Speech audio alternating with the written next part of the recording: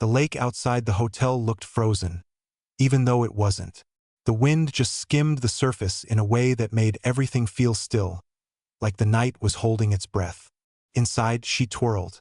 Not for me, for the full-length mirror, for her coworkers, for the buzz of attention that always seemed to follow her like perfume. The back of Darla's dress dipped dangerously low. The fabric shimmered in a way that made people stop mid-sentence. She looked like she belonged to the evening, like it had been planned around her. And I, once again, looked like someone who wandered in with the catering crew. She didn't ask what I thought. She didn't need to. Darla never needed validation. She collected it passively like air. I stood near the ice bucket in our suite, chewing a piece of peppermint gum so hard my jaw hurt. It was my only weapon against the tightness in my throat. "You ready?" she asked, slipping into heels that added 3 more inches to the already wide gap between us. I nodded too quickly. The hallway down to the ballroom smelled like citrus and ambition. Everything about the place was manicured, the kind of polish that makes you feel small if your shoes aren't shiny. Mine weren't. They clapped when we walked in. Well, they clapped for her. Darla waved like she was on a runway. She leaned in for cheek kisses, air hugs, high-pitched giggles. I stood behind her and became background noise. I recognized no one, and they returned the favor until one man turned and noticed me. Griffin. He was the kind of man whose confidence didn't rise out of accomplishments. It was just embedded in his DNA, like it had been passed down from smug ancestors. Griffin was in sales, the kind of sales that makes people rich without ever getting their hands dirty. His voice was smooth but sharp. He walked like he owned everything, including the moment. "You brought him," he said to Darla, grinning like it was an inside joke. "That's brave." My smile tried to form, but my stomach sank. "I like to challenge myself," she replied playfully, and they laughed together. We sat at a table near the edge of the dance floor. They brought steak and shrimp, neither of which I could taste. I tried to talk. She answered with nods, her eyes distracted. Griffin leaned over at one point and whispered something to her that made her cover her mouth and laugh. She didn't even glance at me, but the final crack came after dessert. Griffin raised a glass, tapped it, and got the room's attention. Toasts begun. One for the team, one for the quarterly numbers. One for this beautiful night. Then he looked at me. "And here's to Darla's husband," he said, smiling with practiced ease. Proof that even when you work in PR, some surprises still sneak through HR. People laughed hard. Someone whistled. Someone said, "Ouch." Darla's face froze, just for a second. I excused myself, nodding like it was fine. I walked out into the hallway, my ears buzzing, my chest hollow. I made it to the restroom, locked the door, and sat on the counter. I pulled out my phone. I wasn't looking for anything, but something told me something would find me anyway.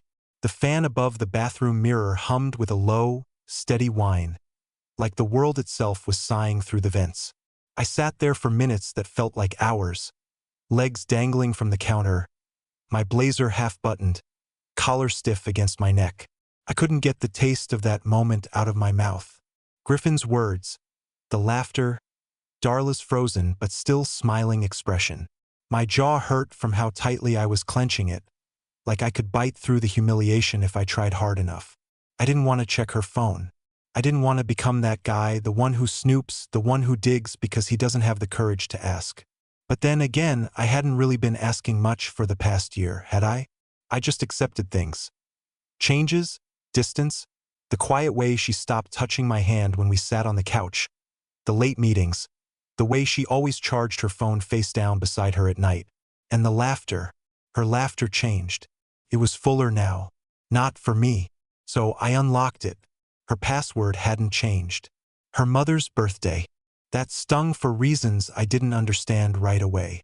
The screen opened like a trapdoor I'd been afraid to lift for too long. Notifications. Nothing scandalous at first. Slack messages, emails, a missed call from C. But then I opened the messaging app, not iMessage, the other one, the one she said she only used for work contacts. Signal. His name was saved as Jonathan M. I tapped, and there it was, a thread stretching back months. Photos. Not those kinds of photos. Nothing YouTube inappropriate, but intimate ones. Her in the back seat of an Uber, tongue out, captioned, "Missed you tonight." A photo of their joined hands on a bar counter. A message that read, "G can't stop staring at me when I'm around Ellison. He knows. I know he knows. It's kind of hot." My fingers went numb. I dropped the phone and nearly fell off the counter. Griffin wasn't the one she was texting. But Griffin knew. That's why he smirked. That's why he mocked me. Because whatever I was to Darla, I was a placeholder, a distraction, maybe even a joke. I washed my face with freezing water, staring at myself like I was waiting to see someone else in the reflection. Someone braver.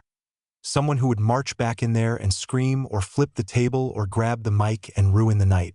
Instead, I returned quietly. The ballroom lights were warmer now, dimmer. People were dancing. Griffin had vanished. So had Darla. I scanned the crowd. No sign. I walked the perimeter of the room, pretending to admire decorations while my heartbeat slammed behind my eyes. I opened a hallway door. Nothing. Another. Then I heard it, a laugh. Hers. Soft. Muffled. It was coming from the side terrace, a narrow space just outside the ballroom, lined with string lights and fake ivy. I moved quietly, like my footsteps didn't belong to me. I reached the glass door, and through it, I saw her. Darla and Jonathan M. He was leaning against the railing. She was facing him. Her hand was on his chest. His hand was on her waist. She looked happy. Not like someone in a temporary flirtation. Not like someone trying to feel desired. She looked home. My throat closed. I backed away before they saw me. I didn't go inside. I didn't go to our room. I walked out the front doors of the hotel and stood at the edge of the lake. It was still fake calm, like me. That night I didn't sleep. I didn't eat. I didn't confront her. I waited. I listened. I let her come back to the room and say she was cold and tired. I watched her crawl into bed, curl away from me, and fall asleep in 10 seconds. That was the night I decided not to fight, not to yell, not to argue, but to unravel the whole thing piece by piece without her seeing it coming. And it started the next morning with Griffin. She was already in the shower by the time I opened my eyes. Steam slipped under the bathroom door like fog after a fire. I didn't move. I stared at the ceiling fan as it spun lazily, half expecting it to fall and crush me. Anything to delay the day. But something had shifted in me. Not rage. Not even pain. Not anymore. Just awareness. Like I'd spent the last year underwater and was finally floating to the surface, gulping air that tasted bitter but real. Darla stepped out of the bathroom in a towel, humming. Her hair was slicked back, her skin pink from the heat. "Sleep okay?" she asked, barely looking at me. "Yeah." I lied. "You?" "MHM. I had weird dreams. Something about being chased by seagulls." She smiled as if we were just another couple waking up in a boutique hotel, ready to grab overpriced lattes and laugh about life. I watched her dress. She chose jeans and a simple black sweater, the kind she wore when she didn't want attention but still got it anyway. She tossed me my shoes without a word, then checked her phone. I pretended not to notice the faint twitch in her eyebrow when she read something. Likely Jonathan M. Again. She didn't mention him. She never would. Not unless I forced it. But I had no plans of forcing anything. Not yet. Instead, I played my role. I followed her down to the hotel cafe. We sat with her coworkers. A few of the marketing girls, someone from operations, and of course, Griffin. He was already there, sipping something green in a glass too small for his ego. He looked fresh, like he hadn't just helped make me the punchline of an entire ballroom. "Ellison," he said smoothly, tipping his drink at me. "You staying for the tasting tour later?" I shrugged. "If Darla wants to." Darla chuckled. "He'll come. He just likes to act like he doesn't enjoy wine." Griffin leaned in. "No shame in having preferences. Some men are just built for quieter things." It was subtle, the kind of jab that wouldn't register to anyone else. But I caught it, all of it. He thought I was harmless. And I knew right then that his arrogance would be my opportunity. After breakfast, everyone split up. Spa appointments, vineyard tours, Group photos. Darla kissed my cheek, told me she'd be in and out of signal for a few hours. She didn't invite me to tag along. I watched her walk away. Then I went to the front desk. I don't know what possessed me, but I asked, "Hey, can I get a key for room 317? I forgot my charger, and my wife is sharing the room." The woman at the counter blinked. "Sir, 317 is booked under a Jonathan Myers." I nodded slowly. "Yeah, he's her coworker. My wife just asked me to grab her bag. We're headed out." She hesitated, but I must have looked pathetic enough. "Sure," she said. "Just return it when you're done." Key card in hand, I stood outside room 317 for a full minute. I thought I might vomit or faint or both. My hand shook as I pushed the door open. It smelled like expensive cologne and guilt. There were 2 wine glasses on the side table, a dress tossed across the armchair. One I hadn't seen Darla wear yet. The bed was still unmade. I didn't look too closely at the pillows. I didn't want to know more than I already knew, but I did open the nightstand. A used wrapper. My mouth went dry. Then, the sound of footsteps fast approaching from the hallway. I closed the drawer and ducked into the bathroom just as the door opened. I heard laughter, Griffin's voice and Darla's. She was giggling. I held my breath in the tiny tiled space, clutching my phone like a weapon. Through the crack of the door, I saw her shadow cross the room. Heard them kissing. Heard her say, "He's probably still at the cafe." I pressed record on my phone, not to blackmail, not even for revenge, but because for once in my life I needed to stop pretending. I needed proof for myself that I wasn't imagining the slow death of my marriage. I slipped out 10 minutes later when they were in the shower, laughing at something together. I didn't cry. I didn't scream. I walked calmly back to our suite, sat on the bed, and began writing a list, a real one. Names, dates, places, everything I remembered that didn't make sense until now. I wasn't going to confront her yet, but someone else, someone who'd been smug and loud and careless. He was going to get my full attention first, and I knew exactly where to start. The hardest part about being betrayed isn't the moment you realize it's happening. It's the way you have to keep pretending afterward, pretending to be okay, pretending you didn't hear the words or see the messages or catch the glimpse of your wife's hand wrapped around someone else's tie like it belonged there. Back in our room, Darla returned from her team-building spa session, acting like nothing had happened. She brought me a cookie wrapped in a napkin and said, "They were handing these out near the pool. Thought of you." Like I was a child to be pacified. Like I couldn't smell the subtle change in her shampoo or see the faint red line under her jaw where stubble had clearly scraped her skin. That night I couldn't sleep. Not out of heartbreak, but out of planning. I needed leverage. Not for revenge, not yet. But I needed to see how far the rot went. If I was going to quietly dismantle my own marriage, I had to know every piece of the architecture. I wasn't the explosive type. I wasn't going to burn the house down. I was going to remove it brick by brick while she was still living in it. The next morning, I waited until Darla left for breakfast with her coworkers. I told her I had a migraine. She barely blinked. By 9 a.m., I was at a cafe down the street from the hotel, the kind of spot Griffin mentioned during breakfast on day 1 when he was casually bragging about how the barista always remembered his order. I was banking on him being a creature of habit. I was right. At 9:15, he walked in. I was already seated. Hoodie, glasses, head down. I watched him scan the counter, greet the barista like they were old friends, and lean against the end of the bar while checking his phone. His posture was that of a man who feared nothing, a man who thought the world owed him charm and attention. I waited until he got his drink, something with oat milk and vanilla, because of course it was. Then I stood up and casually bumped into him as he turned. "Whoa, watch it," he said reflexively, then looked up and froze. "Oh," he added, blinking. "Ellison, didn't expect you here." "Clearly," I said, gesturing to the seat across from mine. "Mind sitting for a sec?" He gave me a look like he was calculating whether I had the guts to punch him. I didn't, and he knew it. So he sat, grinning like we were on equal footing. "I know about you and Darla," I said, skipping the warm-up. He blinked once. Just once. Then he smiled, slow and smug. "All right, So what now? No denials? He shrugged. You're not exactly competition. You know that, right? It stung more than I wanted it to, but I held steady. I'm not here to fight over her. I'm not even here to beg. I just wanted to see what kind of man needs to screw someone's wife to feel like one. Griffin laughed. Not loud, just a short, condescending chuckle. You really rehearsed that, huh? No, I said.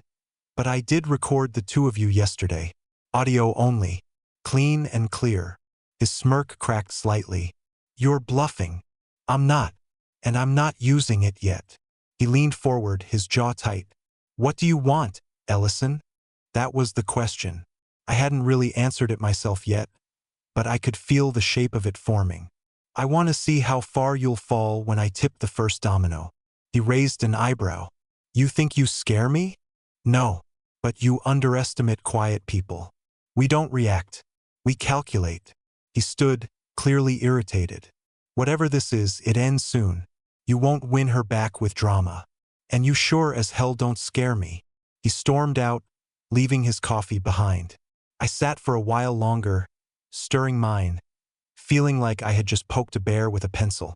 Maybe I had, but I didn't need to win a fight. I just needed time, patience, and for the mask to slip, even for a moment. Because Darla wasn't in love. She was in thrill. And thrill has a shelf life. By the time she got bored, I'd already be gone, but not empty-handed. The first domino was about to tip, and it wouldn't be in my house. It would be in Griffin's, and the one after that, Darla's. I didn't return to the hotel right away. I walked the length of the downtown strip 3 times, boots dragging through half-melted snow, hands buried in my coat pockets, while my mind spun like an engine refusing to stall. For years, I'd accepted silence. I let Darla talk over me, let her tell stories I was never part of, let her write the script of our life while I stood just off stage holding the curtain open. But now I was starting to rewrite the scene. Not with revenge, not with rage, but with calculation.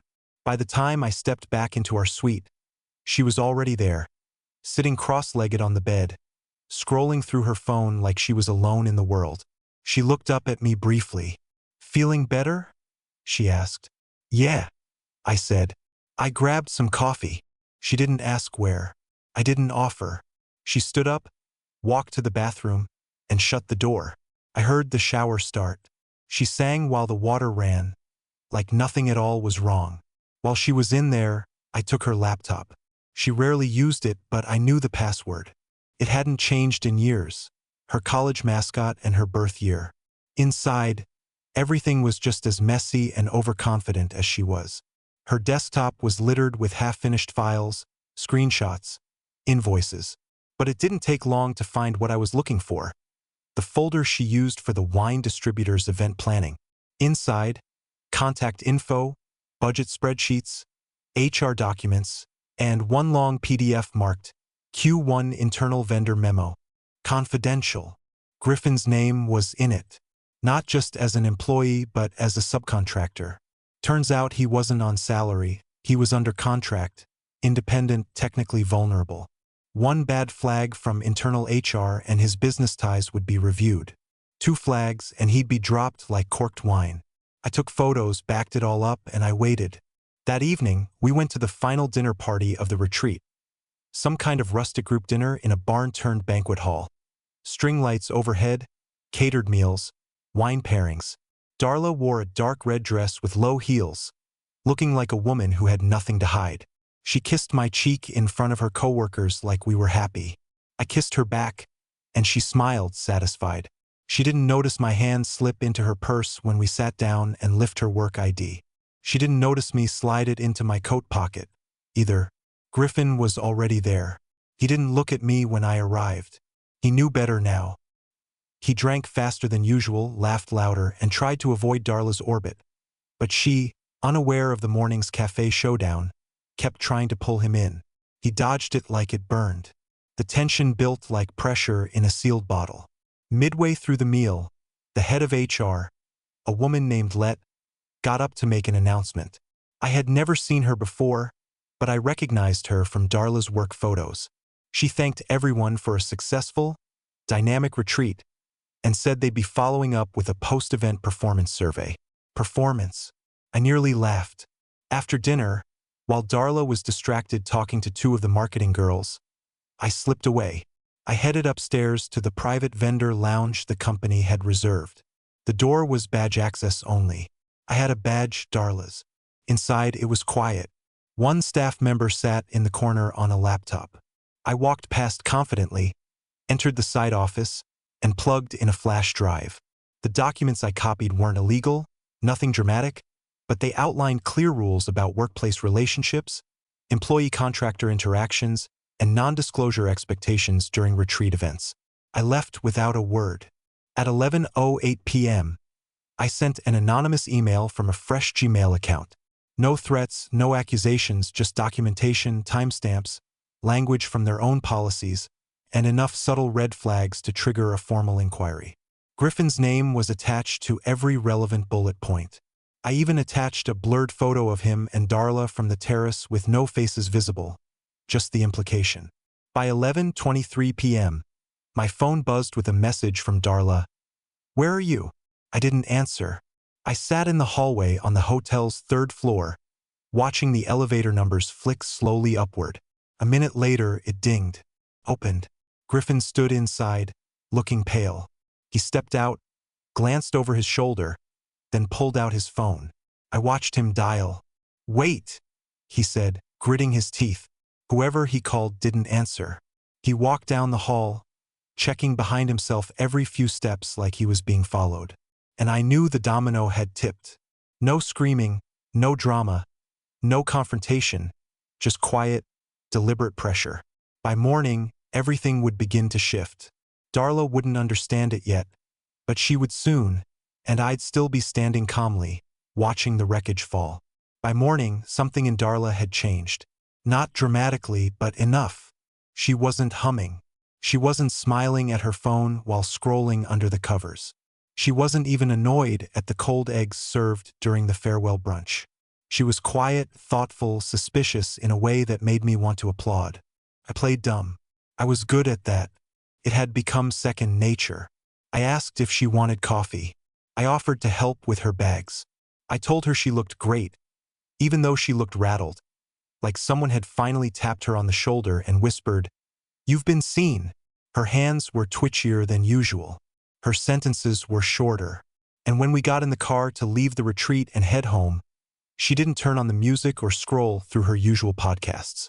She sat there, buckled in, staring out the window while the miles slipped by like a funeral procession of memories. Halfway through the drive, she spoke without looking at me. "Did you feel like Griffin was acting weird last night?" I waited a second too long. "Not really," I replied. "He's always been kind of a smug jerk." She paused. "Yeah, but he seemed off, you know?" I shrugged. "Did he say something to you?" She didn't answer. She just chewed her thumbnail, something she only did when she was anxious and hiding it badly. We got home a little after 2. She went straight upstairs. I carried the bags, then checked the mailbox, then sat on the couch and finally allowed myself one small, private grin because while Darla was out cold the night before, Griffin had called her 5 times in a row. I'd seen the missed calls. I'd seen the desperate, angry message he sent. "We need to talk now. Something's not right. They know." And she never responded because that's what she does. She vanishes when things get real. She shuts down, pretends it'll go away. And I had no plans to stop her. I let her spiral for days. I watched her stress mount in small, strange ways. Too much cleaning, too little appetite. Moments where she stared at her screen and locked it quickly when I entered the room. Then finally, on Wednesday night, she came into the living room holding her wine glass in both hands like it was a shield. "You've been acting strange," she said. I raised an eyebrow. "Me?" "Yes, you. You've been quiet, watching me. I can feel it." I kept my expression neutral. "You're imagining it." She sat across from me, trying to read my face. "Did someone say something to you at the retreat?" "About what?" She faltered. "I don't know anything." I turned off the TV slowly. "Did you do something that makes you nervous about what people might have said?" That caught her. Her eyes flickered just enough. Her throat bobbed as she swallowed. Ellison, if you heard anything, you should talk to me. Not let it fester. Talk to you, I repeated, calm but firm. That's rich coming from someone who's been lying to my face for over a year. Her face turned pale. Not the kind of pale that comes from shock, the kind that comes from confirmation. She didn't deny it. She didn't ask what I meant. She knew all of it. And instead of exploding like she expected, I stood up, walked to the bookshelf, and pulled out the folder I'd assembled. It wasn't dramatic, just a thin, clean file. Documents, printouts, screen captures, and one simple sticky note on top. Read this and decide who you want to be. I handed it to her. She didn't take it, so I placed it on the coffee table and left the room. She didn't follow me. The next morning, she was gone. The folder was gone. Her side of the bed was cold, but so was my heart. I didn't cry. I didn't chase her. I made coffee and read the news like it was any other Thursday. By noon, I received an email from Griffin's business address. Short, cold. Not sure what you think you're doing. Stay away from me. That was enough. Enough to tell me the internal inquiry had reached his desk. Enough to confirm that HR was rattled. Enough to know the damage was underway. And the best part? I still hadn't said a single word to anyone. Not to her coworkers, not to HR, not to Griffin's contractor liaison. Everything that was happening, they were doing to themselves. I had just gently lit the match and walked away. And the flames hadn't even reached the curtains yet. The silence after she left wasn't peaceful. It wasn't like the movies where the villain vanishes and the hero breathes easier. It was a sharp, breathing kind of silence. One that filled the room like smoke. It clung to everything. Her coffee mug still in the sink, her half-folded laundry in the basket, her toothbrush beside mine. None of it felt like freedom. Felt like absence with fingerprints. I didn't call her. I didn't text. I let her vanish, knowing that she was doing what she always did when things didn't go her way. Disappearing, rebranding, pretending to be the victim in her next version of the story. But she had left something behind that made this time different. Her laptop. Not the company one, her personal one. The one she said she only used for writing her marketing blog, which I always assumed was more fantasy than fact. I stared at it for a full hour before opening it. Felt wrong, like stepping into someone's private room.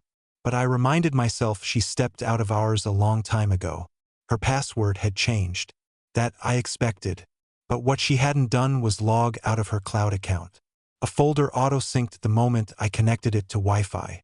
The sync icon spun for maybe 30 seconds, then completed. I opened it. Inside were photos, dozens of them, screenshots of chats, voice notes, calendar entries, and one folder titled simply, Vegas. I clicked it. They had gone away together twice. Not just the retreat, not just a work trip. Vegas for a weekend. The photos weren't sexual, no nudity, nothing inappropriate for YouTube, but they were worse in another way. They were personal. Inside jokes, matching t-shirts at a novelty burger joint, a selfie of her asleep on his chest in the back of a taxi, a video clip of her laughing while he played with her hair. This wasn't just an affair. This was her new narrative, a trial run of what life with Griffin would look like if she could get away with it. I clicked through every photo, not to hurt myself, but to absorb the truth without a filter. And then something odd. A photo of a check, a payment from her to him. I zoomed in. $2,500. Vendor retainer. Retainer. I dug deeper. The email trail showed she'd hired him through a shell company she'd created 6 months ago. Marketing consulting. A fake brand name. A simple site built on a template. It didn't even rank on Google. She had been funneling money to him quietly under the table, using it to pay him without triggering alarms in HR. That changed everything. I wasn't just dealing with betrayal. I was looking at company fraud, internal ethics violations, a full-blown conflict of interest wrapped in a love affair. I could have reported her that minute, but I didn't. Not yet. Instead, I printed everything, made copies, created backups, and then I packed up her things. Every last one. The dresses, the hairdryer, the drawer of mismatched socks. I boxed it all, taped each one shut, and labeled them coldly, Return to sender. I messaged her one line, "Your things are boxed. Let me know where to drop them." She replied 2 hours later, "You're blowing this way out of proportion. We should talk in person." I didn't answer. At 3:15 the next afternoon, a sleek black car pulled into the driveway. I watched from the upstairs window. She stepped out like nothing had happened. Sunglasses on, hair styled like she was ready for a brunch meeting. She didn't knock. She rang the bell 3 times and waited. I didn't open the door. I left her standing there. Instead, I sent a text, "Check your email." A moment passed. I saw her expression shift as she pulled out her phone.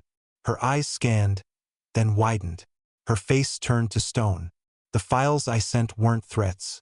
They were just facts, cleanly labeled folders of everything I'd found, with a list of the people I hadn't sent them to yet. No threats, no demands, just the unspoken truth. I could. I haven't, but I might. She stood there on the porch for several minutes, frozen. Then she turned, walked back to the car, and left. No knock, no apology, no performance. That was the moment I finally breathed. Not because I was free of her, but because she had finally understood that I wasn't the man she thought she married. I wasn't fragile. I wasn't blind. I wasn't stupid. And I was done being quiet. There was only one step left now. Not destruction, not drama, just closure. And I had something planned for that too. 2 weeks passed. Not once did Darla return. Not once did she call, text, or email again. Whatever illusion she had about regaining control had finally dissolved. And with it, so had her presence in my life. It didn't happen with a bang. There was no final fight, no apology drenched in tears, no last-minute confession, just silence and peace. Griffin's company presence quietly vanished. Word through Darla's former coworkers, the few who still followed me on LinkedIn, was that he'd been dropped from several client contracts, one by one. No announcement, just a digital disappearance. He'd underestimated how quickly a network can unravel when one thread gets tugged hard enough. As for Darla, I heard through a mutual friend that she had taken some time off work and was reevaluating things. She moved into a rental on the edge of town, one of those overpriced townhomes with too much glass and not enough soul. Alone. I never needed to expose her further. I didn't send the files to her company. I didn't release the audio. I didn't post on social media. I didn't ruin her life. I simply stepped out of it. That was enough. And for once, I wasn't doing it from a place of bitterness, but from clarity. I filed for divorce the following month. Quietly, efficiently, with no drama. My attorney was surprised by how prepared I was. Every document, every date, every screen capture. Darla didn't contest it. She signed finally, and her signature shook like a person who realized too late what they'd gambled away. I didn't want money. I didn't want revenge. I just wanted my life back. And slowly, I got it. I repainted the bedroom walls. I replaced the dining table, the one she always said was too small for entertaining. I started walking every morning before work. At first, I just circled the block with a thermos in hand. But eventually, I went farther. I lost 12 pounds. I reconnected with my sister. I started writing again. Fiction, mostly short stories, things I hadn't done since college. And one Saturday morning, I walked into a bookstore downtown I hadn't noticed before. It smelled like cedar and cinnamon. I picked up a memoir, thumbed through it, and looked up when someone beside me laughed. She had a camera bag on her shoulder, paint on her jeans, and eyes that didn't look through me. They looked at me. We talked for an hour, then another. Her name was Rin. She was everything Darla wasn't, and nothing like I expected. And for the first time in what felt like 100 years, I laughed like it meant something. We didn't rush. There were no grand gestures, no instant promises. But there was something quiet, real, and human in the way she said, "I like your voice." Like she meant it, like she heard it. Months passed, seasons turned, and somewhere in the silence that used to haunt me, I found something better than revenge.